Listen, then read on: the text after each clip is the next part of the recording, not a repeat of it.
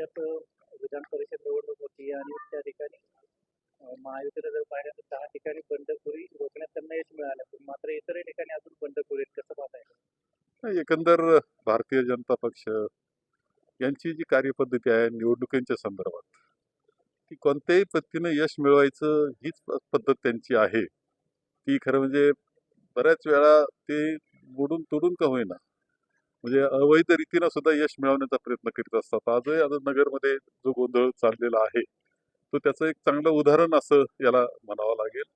आणि संपूर्ण राज्यामध्ये सुद्धा अशाच पद्धतीने करतायत. जे बंगालमध्ये केलंय ते राज्यामध्ये करण्याचा प्रयत्न करतायत.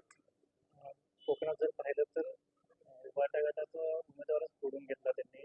अनेक ठिकाणी सगळ्या पद्धतीचे गैरसाधनं जे आहेत, अनेक वेगळी साधनं जे अवैध आहेत, त्या साधनांचा उपयोग करून यश मिळवण्याचा त्यांचा प्रयत्न हा असतो. आणि तसे प्रयत्न ते करतायत एवढाच त्याचा अर्थ. माणसं फोडणं असेल, पैशाचा वापर असेल, हे दुर्दैवानं चाललेलं आहे. अहिल्यानगर जिल्ह्यात जर पाहिलं तर करण ससारेंना माघार घ्यावी लागली. नाही नाही, ठीक आहे ना. शेवटी असं आहे का, एक उमेदवार कुणीतरी राहणार, परंतु आता राहिलेल्या उमेदवाराचा होता अर्ज उडवण्याचा प्रयत्न अवैध रीतीनं चाललेला मला समजतं आहे. अहिल्यानगर जिल्ह्यात कुठंच उभाटा किंवा महाविकास आघाडी नाही, कसं जायचं सामोरं भारतीय जनता पक्षाला याची वेगळी रणनीती आमची आहे.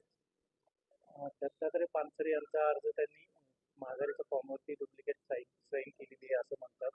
काही नाही, आता म्हणजे काहीही करू शकतात. भारतीय जनता पक्ष निवडणूक जिंकण्याकरता काही करतो, ही पद्धत आहे. त्यामुळे काही होऊ शकतं.